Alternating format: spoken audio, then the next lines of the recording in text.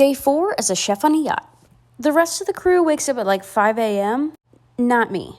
But bless their little hearts because they take out the trash for me. So plan A for breakfast for today was a beautiful avocado toast, but my avocados were not looking beautiful. So move into plan B. Now we're making mashed avocado toast with tomatoes, smoked salmon, and a poached egg. And topped with a little bit of everything but the bagel seasoning. All the leftovers from breakfast went into my tummy. We're going to be underway today, so I need to prepare the galley. The boat tips backwards when we're moving, so I stow everything in this little corner. I pretty much clear all of my countertops and put it down here. The guests finished up with breakfast, so I'm doing the dishes. For crew lunch, we had leftover Thai curry, conch salad, and I made sandwiches. We got underway, and I got soaked helping with the lines. It was pouring out there. We got docked at the marina, so I put my galley back together. Restocked my olive oil and vinegar. Tonight, I'm making some Chinese-style green beans with lots of garlic and soy sauce. And to go along with the green beans, I'm making pad thai with pan-seared pork. Scrambled up some eggs, made my pad thai sauce, and threw in my soaked noodles. I would say 60% of the time I'm cooking Asian food for everybody. It's my specialty, and the guests love it. Oof, look at that. Did the dishes and then did some fly hunting. Ooh! I think we're going to move tomorrow, so we're going to be up at 5:30. No, we're not moving anywhere. She was quick with that one. Have a good cookie and milk session.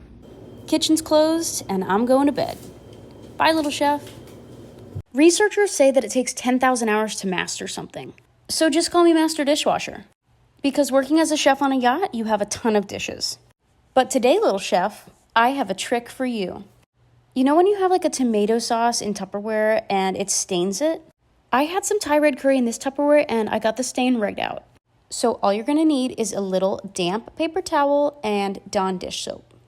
Squeeze a little in there, and then, I know I said damp paper towel, but it's more like soaking wet paper towel, and just throw it into the Tupperware. Screw the lid on and give it a shake. As you're shaking it, make sure that it's hitting all of the sides, and look at this. You can see that the paper towel is like turning orange. I don't know what voodoo magic this is, but it works. Just watch, this thing comes out clean.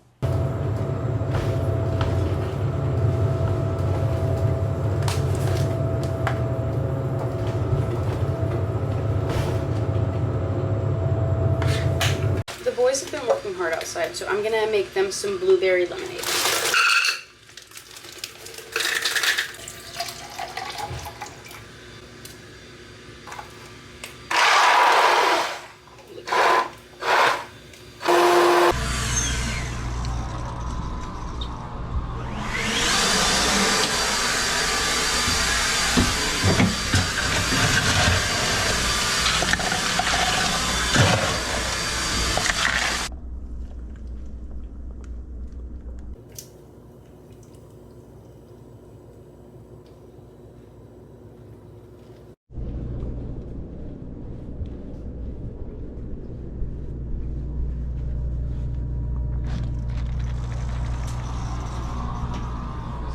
Blueberry lemonade? Blueberry lemonade. Mm-hmm. Blueberry lemonade to go along with that? You're gonna like it. Welcome to the first annual crab derby on a yacht. This crew makes everything so much fun for our guests. As the chef on this yacht, I made some little appetizers and mint juleps for the crab derby. Gina made the t-shirt and the trophies, and Captain Mark found the crabs.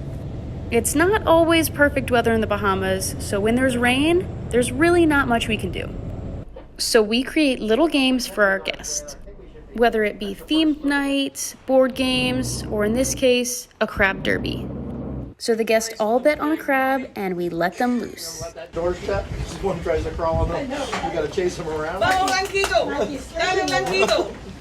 What do you got? Light! Got it. Blanquito! Let's go! And they're off. Go, Blanquito! Let's go, Blackie!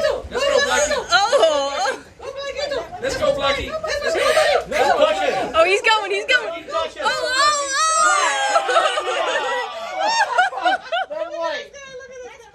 I don't know what it is, but whenever I cut fruit, you little chefs go insane. So here's how to cut a pineapple.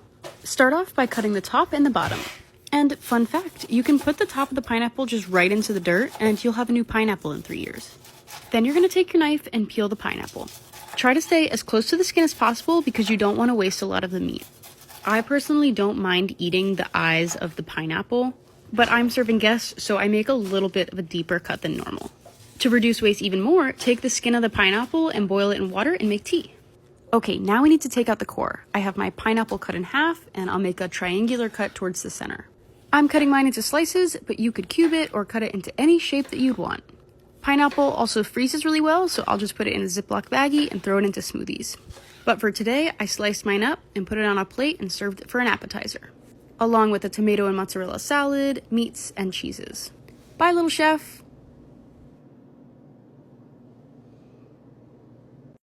We have two systems. That way if one pump goes out, we have another extra. This is actually the shower, the gray water tank. All the sinks and all the showers go into here in this area. Wait, like gray water, like Shower? leftover poop water? No, gray water is shower water. Sink water.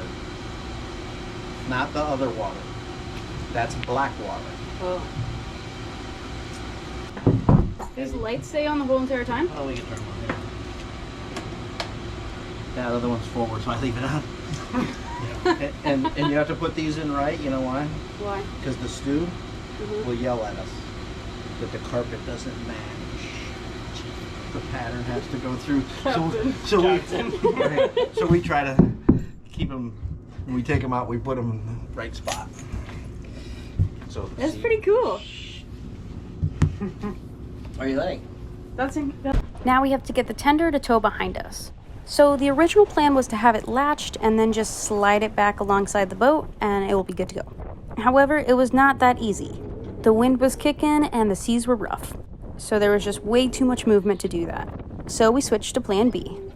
Honestly, plan B is the plan that we've been doing since day one. So we pulled up and locked anchor and Brian got on the tender. The tow line is at the front of the bow of the boat and Brian has to use this broom to get it. Row the rope. Row the rope. Brian will drive the tender back up to the yacht and we'll link up the tow line. And he's gonna be jumping.